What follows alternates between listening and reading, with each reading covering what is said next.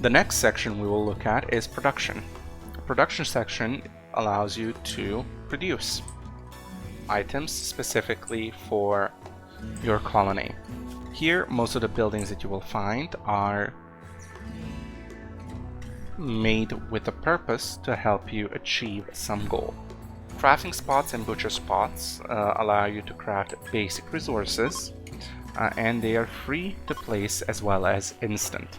A crafting spot will allow you to craft some very basic things at a level of a tribesman, whereas the crafting spot, a butcher spot will allow you to butcher kibble a creature and make kibble the same way as a butcher's table will.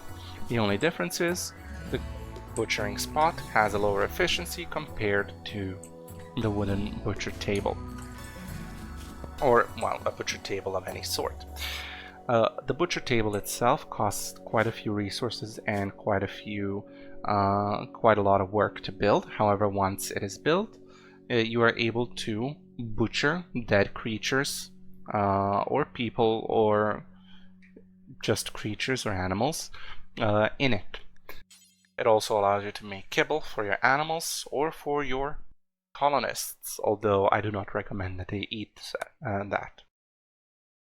The table, as well as the crafting spot and the butcher spot, all have something called an add bill option. A bill is basically just an action that you want to perform, or an action that you want to command your pawns to perform. You select the bill, and you get a little pop-up menu below where your colonists will have the information that they need to complete an action. You can select the option to be done as many times as you want, finite amount of times, up until a specific cap, or just permanently have it up and running. The S stands for suspended. It means that this action will not be done. It is still in the bill menu, however, it will be ignored. This is the copy to clipboard option, which will allow you to basically transfer between multiple same buildings. And when it comes to the last one, it simply deletes the action that you want done. In every bill, you have an option for details.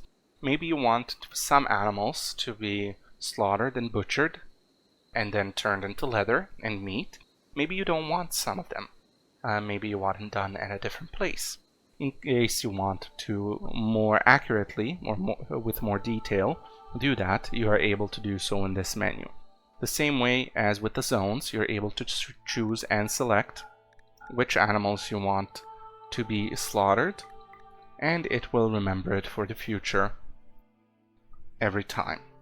Next up in this menu, again, we have a suspended and do forever option. So this is the S and the do forever option just put in here. And we have the option to take to the stockpile, to take to a specific stockpile, or to drop on the floor, depending on what you want.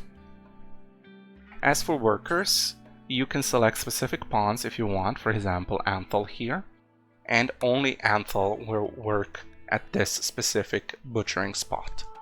Of course, if you put it for any worker, any slave, any mech, and so on, they are going to be any of the available pawns or slaves or mechs or whatever will do it, but if you want to be specific, you can. You can also toggle the skill level, so in case you don't want someone who is, for example, an absolute moron in the kitchen, you can put it for skill levels 6 to 20, which means only those pawns that only have at a minimum of a skill level 6 will touch this butchering spot. And that's really it. Next up, we have the electric stove and the fuel stove. A fuel stove is a stove that uses wood as its fuel. It allows you to cook recipes with the same menu as the one that you see here. As for the electric stove, it does the same thing as the wooden stove, except it uses electricity instead of wood as fuel. The nutrient-based dispenser is structure, a production structure, which allows us to get nutrient paste. It is a meal replacement, or just straight up a meal, which it's a machine that runs on electricity and as such needs to be connected to a source, but most importantly, it allows us to get nutrient paste.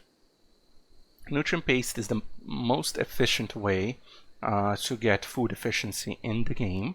However, everybody thinks it is disgusting. Think Matrix, where you get nutrient paste, except it's not very delicious.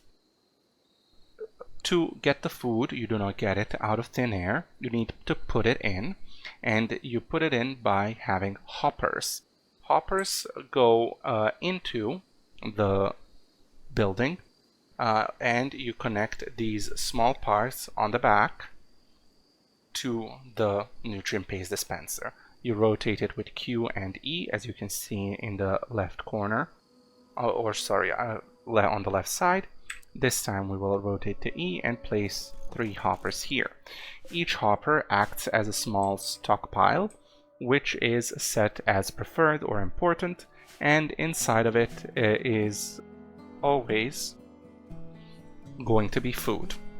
Pawns will prioritize filling up these hoppers because their priority is usually higher than any other stockpile, and since they are connected, that is where the nutrient paste dispenser will pull from to get you your nutrient paste.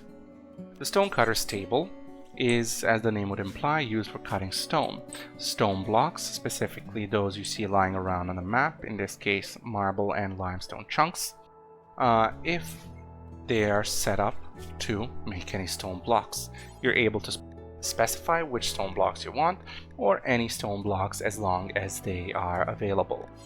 In the details menu, you are able to select an ingredient radius, meaning where the pawns will pull the ingredients from which area.